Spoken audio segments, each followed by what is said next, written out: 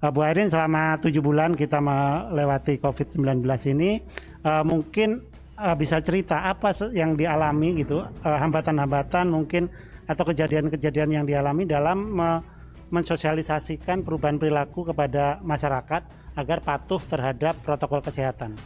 Ya, pada intinya bahwa bagaimana saya sangat berharap dan belajar dari pengalaman 7 bulan lebih saya menghadapi pandemi COVID-19 ini, ada keseimbangan antara hulu dan hilir.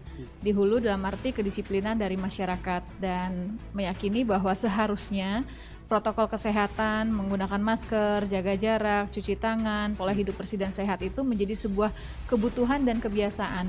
Tidak lagi menjadi sebuah keharusan dan kewajiban karena undang-undang menyuruh, aturan menyuruh, atau misalnya karena ada Satpol PP, ada polisi, ada tentara yang melakukan razia baru pada pakai masker atau misalnya jaga jarak dan yang lainnya. Tapi kalau itu dirasa sudah menjadi sebuah kebutuhan dan kebiasaan, ada tidak ada maka kita akan otomatis melakukan hal tersebut. Jadi saya yakin betul apa yang Pak Sony sampaikan, Pak, perubahan pola perilaku adalah vaksin yang terbaik.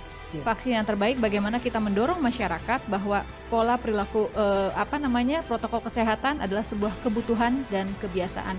Jadi kalau kita tahu kita butuh minum, mau haus kita harus minum, maka biar kita nggak kena COVID, maka protokol kesehatan wajib dijalankan, disiplin kesehatan. Nah, agar protokol kesehatan ini tersosialisasi dengan efektif, sejauh mana kemudian diperlukan pedoman semacam buku yang kemudian dengan satu pesan tunggal sehingga bisa dilaksanakan dengan benar yang pada ujungnya adalah efektif dan efisien dalam mendorong masyarakat untuk berubah.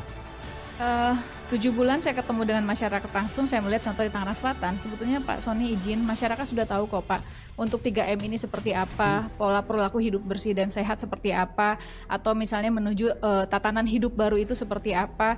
Cuman tinggal sekarang ini bagaimana apa yang kita tahu kita jalankan menjadi kebutuhan dan kebiasaan. Ini PR yang paling berat sebetulnya di lapangan, agar masyarakat bisa menjadi kebutuhan dan kebiasaan terhadap protokol kesehatan. Mudah-mudahan dengan buku yang disampaikan oleh Pak Sony yang disusun, ini pun mempermudah masyarakat, karena misalnya ada yang masih debatable, nggak usah Bu, nggak usah pakai masker, yang pakai masker nanti aja yang sakit, yang positif. Padahal di satu sisi penggunaan masker itu kan untuk menjaga diri kita terhadap orang jika kita ketemu ternyata yang OTG, karena sekarang ini kan banyak yang OTG.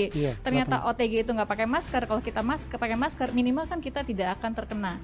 Atau misalnya kita menyadari walaupun kita belum di tes swab atau belum di rapid, tapi bahwa kita sadar bahwa kita OTG, kita sadar bahwa orang-orang yang akan kita sayangi bisa jadi terkena dari diri kita yang akhirnya kasihan orang-orang yang kita sayangi. Maka oleh karena itu pakailah masker. Nah itu kan udah jadi pola perilaku kebutuhan dan kebiasaan. Ini yang PR yang terpenting sekarang ini adalah kepada masyarakat, meyakinkan dan mendorong masyarakat bahwa protokol kesehatan adalah sebuah kebutuhan dan kebiasaan. Protokol kesehatan adalah sebuah kebutuhan dan kebiasaan.